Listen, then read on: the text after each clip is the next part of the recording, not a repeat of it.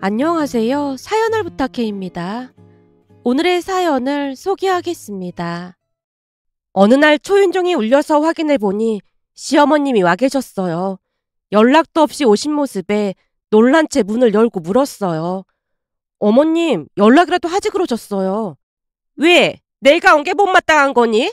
그리고 내가 간다고 하면 태우가 얼씨구나 하고 오라고 했겠구나. 시어머님의 목소리가 그 어느 때보다 차디차게 느껴졌는데요. 시어머님 말에 말문이 막힌 채 눈치만 보고 있었습니다. 집 리모델링 했다고 하더니 아주 잘 꾸며놨구나. 집 위치도 나쁘지 않고 해서 오래 살 생각이라 그이가 신경을 많이 썼어요. 내가 볼 땐 대한민국에서 네 팔자가 제일로 좋은 것 같아. 네? 그게 무슨 말씀이세요? 그렇잖니. 능력 있는 남편 만나서 얼마나 팔자 편하게 살고 있어. 그러면서 남편 뒤에 숨어서 시댁 가족들을 무시나 하고. 너 그러는 거 아니다. 어머님, 무시하거나 그런 적 없습니다. 없긴 왜 없어. 지들은 잘 먹고 잘 살면서 첫째 내가 힘들어서 돈 좀 빌려달라고 했더니 돈 없다고 딱 잘라서 거절했다면서. 돈은 그이가 관리하다 보니까 저는 어떻게 돌아가는지 잘 모릅니다. 그런데 그런 말씀하시는 건 잘못된 것 같습니다. 이봐라, 넌 항상 이렇잖니? 나는 모르는 일이다 이러면서 네 남편 뒤에 숨어 있잖니? 근데 내가 들어보니 이런 일은 보통 여자들이 나서서 말리는 경우가 많다고 하더구나. 한마디로 네가 우리 태호한테 돈 빌려주지 말라고 눈치를 줬으니까 태호가 그런 거 아니냐 그 말이야. 마치 작정이라도 한 듯 시어머님이 제게 따져먹고 있었는데요. 우리 부부는 시댁 가족들과 사이가 좋지 않습니다. 남편조차도 시댁이라고 하면 치를 떨다시피 했으니까요. 시어머님이 쉴 새 없이 불만을 토해내는 모습을 보며 말려들면 안 되겠다는 생각이 들어 제가 조용히 물었어요. 어머님, 근데 혹시 무슨 일이 있어서 오신 거예요? 넌 시어머니가 왔는데 물 한 잔도 안 줄 셈이야? 아, 음료 드릴까요? 뭘로 드릴까요? 니네는 비싼 주스 먹고 그럴 거 아니야. 나도 그거 한 잔 마셔보자꾸나. 라는 시어머님의 말에 주스를 컵에 따라 가져다 드렸는데요. 주스를 빤히 바라보던 시어머님이 말했습니다. 이런 주스나 먹고 팔자가 늘어졌네 늘어졌어. 근데 넌 다시 일하러 나갈 생각은 없는 거야? 그이가 그냥 지우랑 예준이 키우는데 집중하라고 해서 우선은 육아에 전념할 생각입니다. 둘 다 학원 다니고 그러던데 네가 할 일이 뭐가 있다고 육아에 전념한다는 소리를 하는 거니? 암튼 그 문제는 저희 부부가 알아서 하겠습니다. 왜? 내 말이 기분 나쁜 거니? 사실 네가 우리 아들 덕분에 편히 살고 있는데 이 정도 잔소리 정도는 그냥 참고 넘어가야 하는 거 아니겠니? 우리 첫째네는 내내 얼마나 고생을 하는지 몰라. 근데 너는 이렇게 편히 사니까 첫째가 얼마나 부럽겠어. 라고 말하던 시어머님의 표정이 내내 싸늘하기만 했습니다. 하지만 그런 적이 한두 번이 아니었기에 저도 조금씩 익숙해져 갔다고 해야 할까요? 무엇보다도 시댁 가족들이라고 하면 남편이 워낙 날선 반응을 보였기에 괜히 저까지 거들고 싶지 않았습니다. 남편이 있는 날에는 든든하다 못해 무서울 정도로 철저한 방패막이가 되어주곤 했으니까요. 그날 시어머님의 말에 제가 별 반응을 보이지 않자 재미가 없어졌던 것인지 드디어 시어머님이 본론을 꺼냈어요. 저기 내가 오늘 여기 온 이유는 말이야.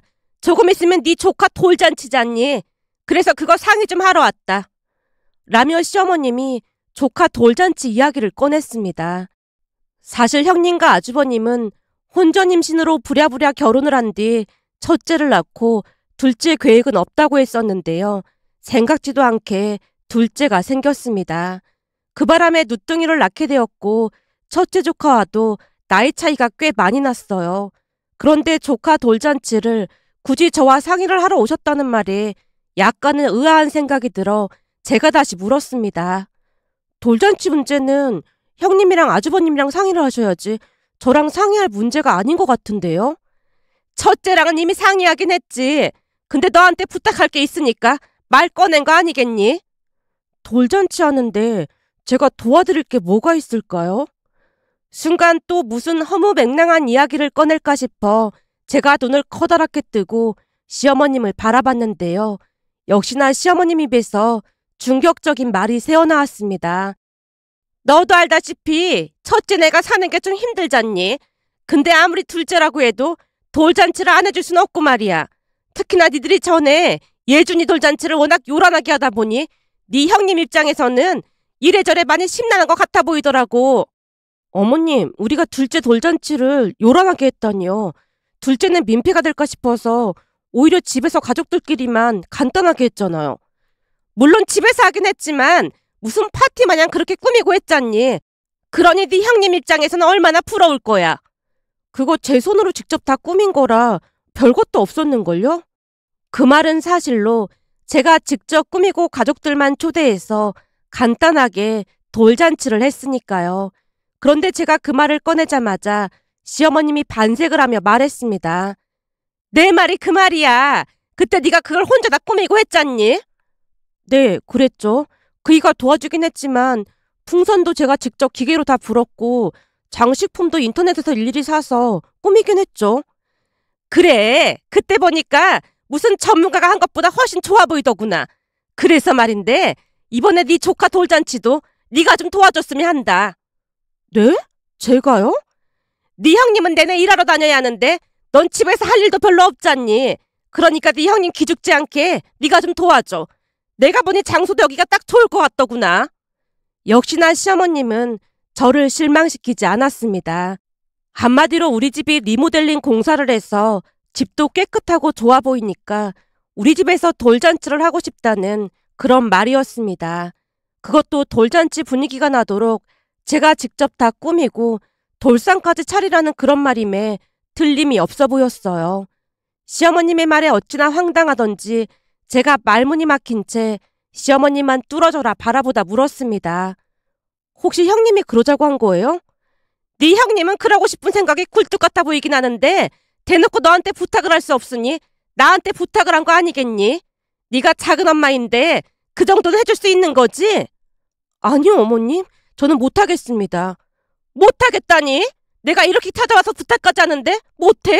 왜 못해? 대체 왜 못하냐고? 돌잔치를 하려면 형님 집에서 해야 하는 거지. 우리 집에서 하는 거 자체가 말이 안 되는 거죠. 거기다 돌잔치 준비는 부모가 해야지. 그걸 작은 엄마인 제가 왜 해야 하는 거죠? 너 지금 말 다 했니? 내가 방금 전에 다 설명했잖아. 네가 한번 해본 적이 있으니까 잘 알 거 아니야. 그러니까 동서지간끼리 도와주면 좀 좋아?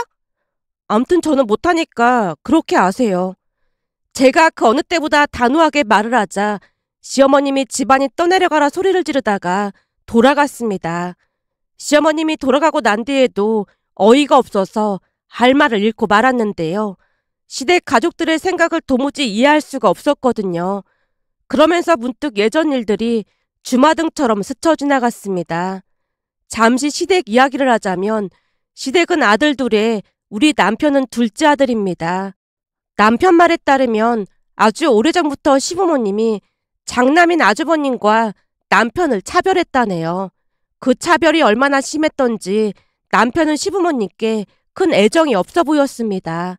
그나마 다행이었던 것은 공부에 소질이 없었던 아주버님과는 다르게 남편은 공부를 잘하는 편이라 좋은 대학에 들어갔고 졸업 후에는 대기업에 취업을 했습니다. 대학에 합격했을 때도 등록금마저 생색을 내면서 줬다는데 나중에 전부 갚으라고 당부까지 했다네요.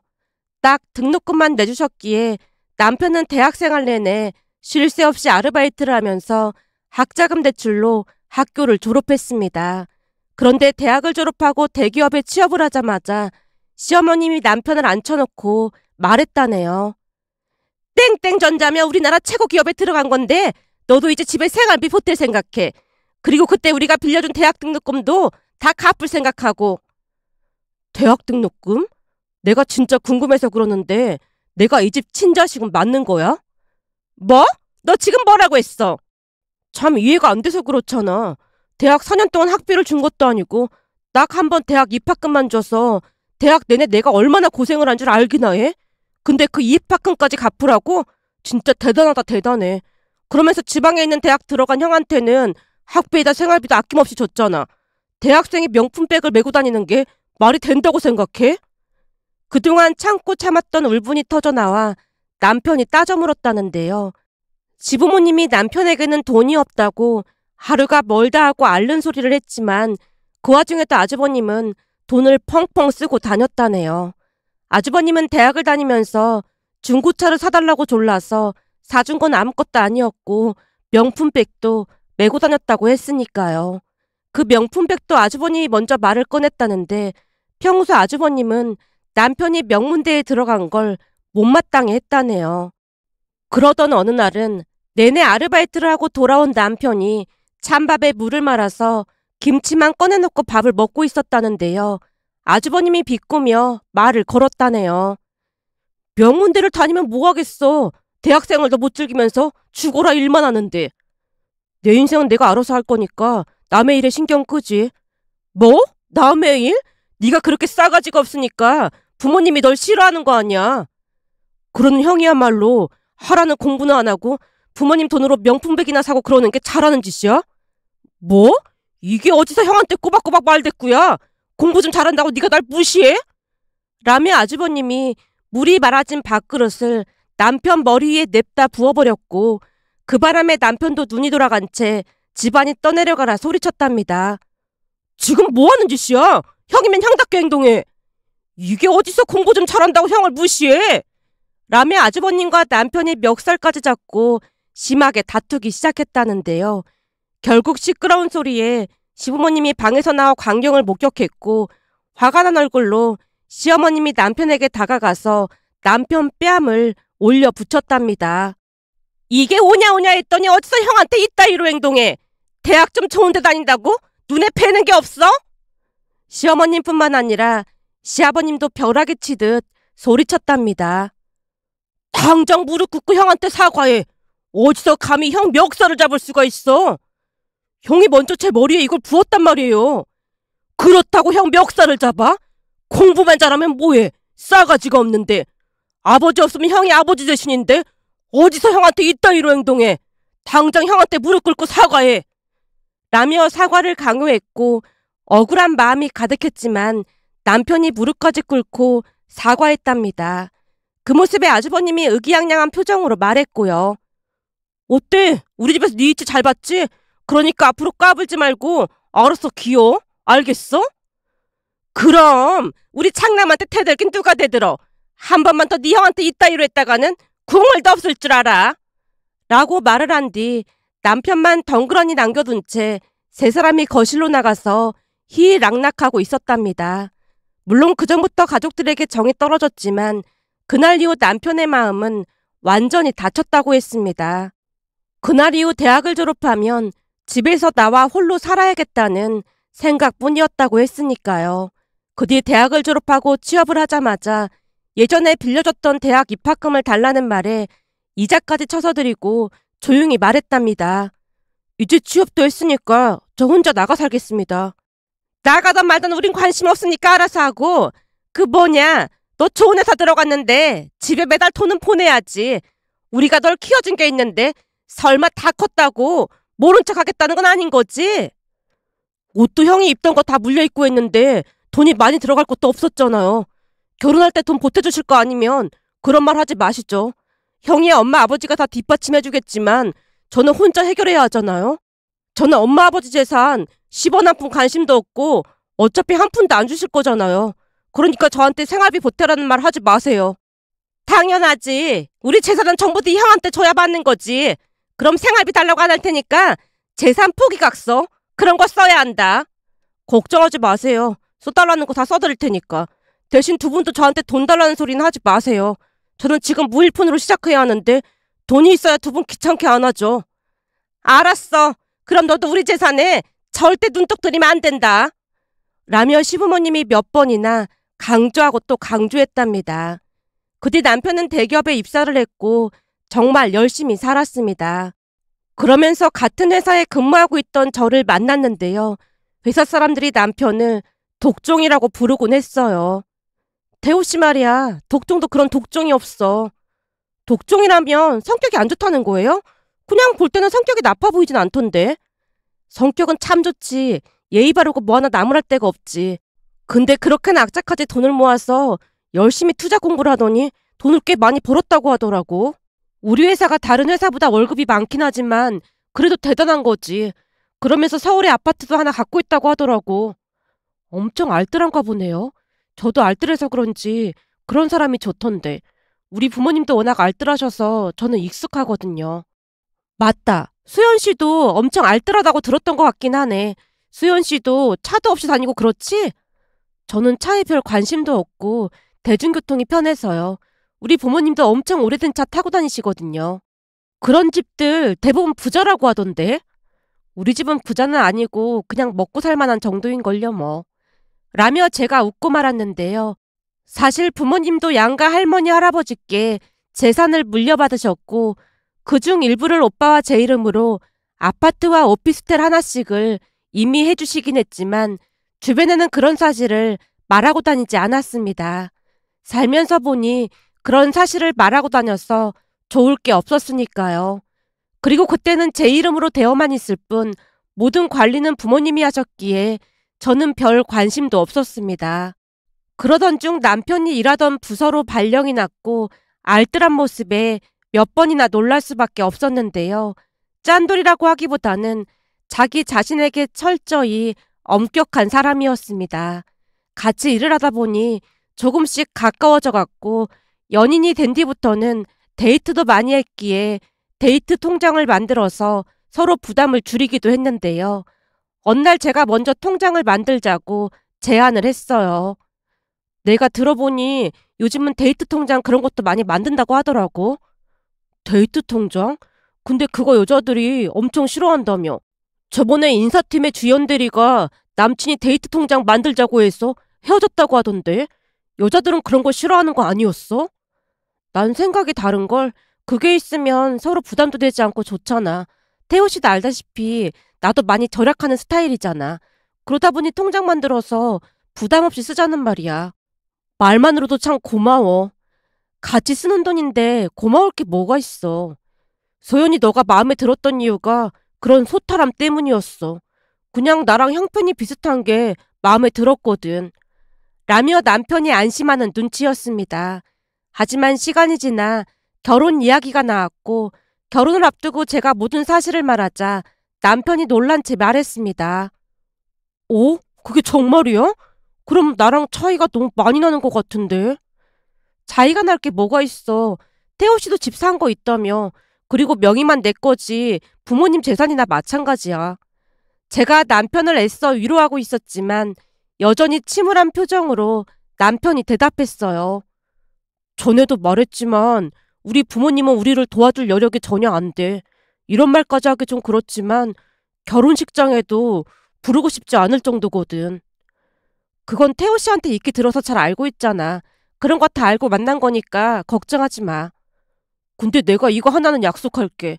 우리 부모님이 힘들게 하거나 그러지 못하게 철저하게 방패막이가 되어줄게. 뭘 그렇게 방패막이라는 말까지 쓰면서 말하는 거야. 제가 웃어 넘기려고 하자 남편이 다시 말을 꺼냈습니다. 나중에 겪어보면 내가 왜 이랬는지 알게 될 거야. 자기가 생각하는 것보다 훨씬 더 최악이거든.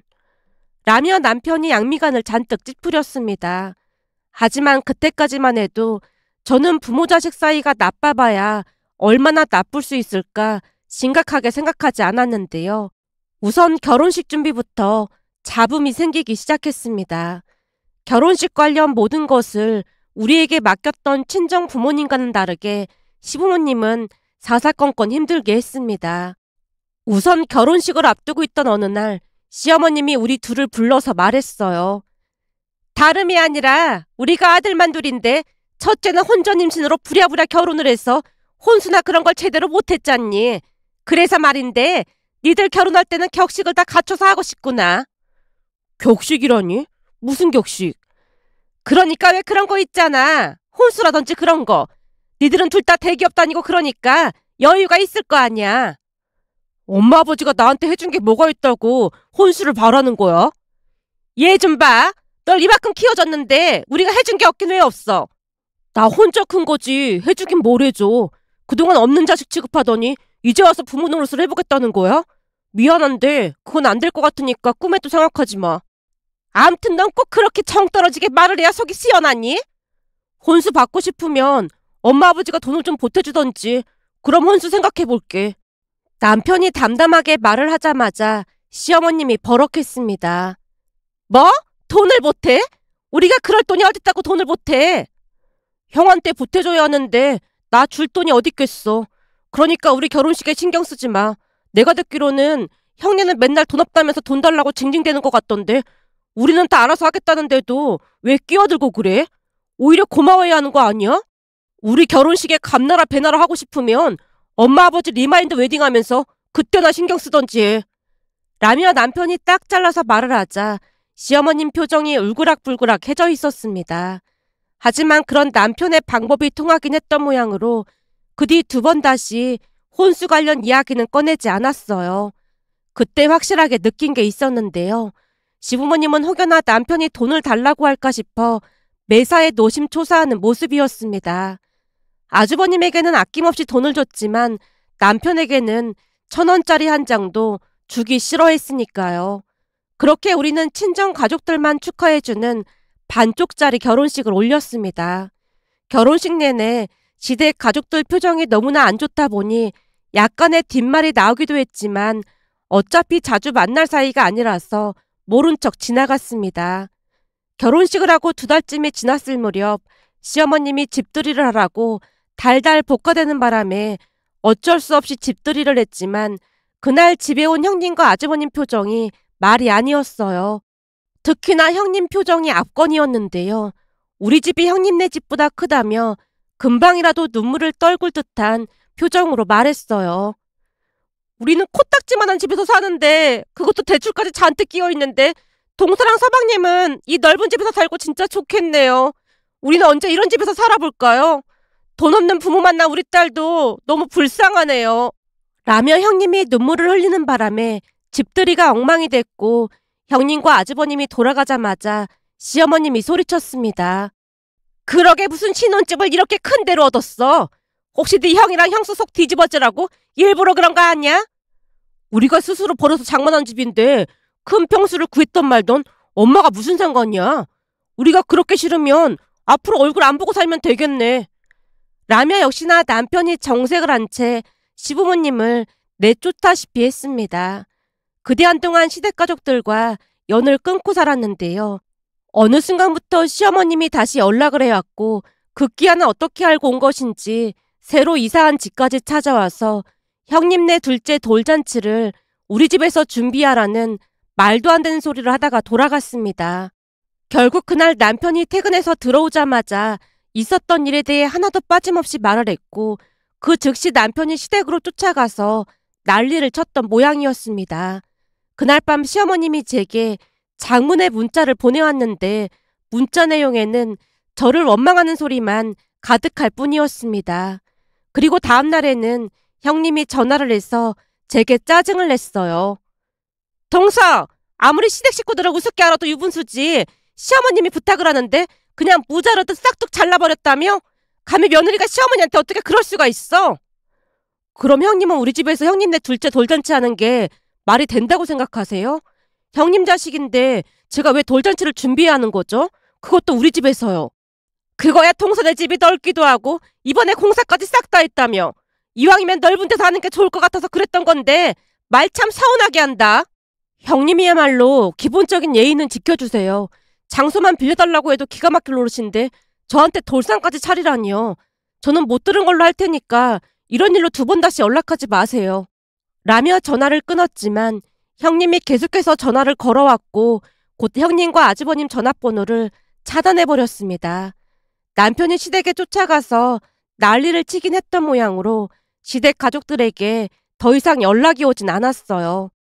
그런데 2달 정도가 지난 어느 날 시어머님이 또다시 전화를 걸어서 통보해 왔습니다. 저기 돌잔치나 알아서 하기로 했으니까 니들은 집들이라도 해야지. 이번에는 그냥 조용히 지나가기로 했습니다. 그냥 지나가긴 뭘 그냥 지나가. 이사를 했으면 시댁 가족들을 초대해서 음식 대접을 하는 게 맞는 거지. 이번 달 마지막 주 토요일 날 다 같이 갈 거니까 음식 좀 준비하고 기다리고 있어라. 음식 준비할 때도 대충 하지 말고 상다리 부러지게 차려놔야 한다. 그리고 그날 가서 니들 집에서 자고 올 거니까 이부자리도 준비해놓고. 어머님, 저희 남는 이불도 없고 해서 그건 힘들 것 같네요. 그리고 집들이도 그이랑 상의해봐야 할 문제고요. 뭐? 이부자리가 없어? 걱정하지 마라. 그럼 우리가 이부자리 가지고 갈 테니까. 저한테 말씀하실 게 아니라 그이랑 통화해보세요. 글쎄 우리는 무조건 갈 테니까 그런 줄 알고 있어.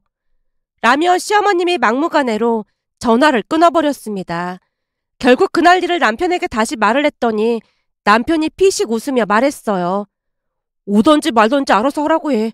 우리는 그날 집 비우면 그만이니까. 그날 장인 장모님 모시고 여행이나 다녀오자고. 여행을? 그래도 시댁 가족들한테 말은 해야 하는 거 아니야? 말을 해도 듣지도 않을 건데 뭐하러 말을 해. 왔다가 우리 없으면 그냥 돌아가겠지 뭐. 일일이 대꾸를 해주니까 더욱더 만만하게 보고 그러는 거야. 그러니까 한번 된통 당해봐야 한다니까. 라며 남편이 대수롭지 않게 말했고 얼마 뒤 시댁 가족들이 오기로 한 전날 친정 부모님을 모시고 여행을 떠났습니다. 물론 시댁 가족들 전화번호를 전부 차단하고 떠났기에 그 뒤 무슨 일이 일어났는지는 잘 몰랐는데요. 며칠 뒤 집에 들어가려고 하자 옆집 아주머니가 나와서 말을 걸었습니다. 저기 어디 다녀온 거예요? 네, 여행 좀 다녀왔어요. 근데 시댁 가족들은 여행 간 거 모르는 것 같던데. 글쎄요, 오지 말라고 분명히 말씀드렸는데 오셨나 보네요. 그날 깜짝 놀랐지 뭐예요. 옆집 아주머니가 황당하다는 표정으로 남편과 저를 번갈아가며 바라보다가 다시 입을 열었습니다. 내가 듣기로는 시댁 사람들이라고 하던데 냈다 무슨 이불을 잔뜩 들고 계속 문을 두드려대더라고요. 이불이요? 그래요. 집에서 자고 가기로 했다나 뭐래나 그러면서 다들 이불을 한 짐 짊어지고 왔더라고요. 보다 그런 광경은 또 처음 보네. 밖에서 한참 동안 시끄럽게 해서 사람들이 신고까지 하고 난리도 아니었어요. 결국 경비 아저씨가 쫓아와서 데리고 갔고요. 아, 네. 소란 피워서 정말 죄송합니다. 아니에요.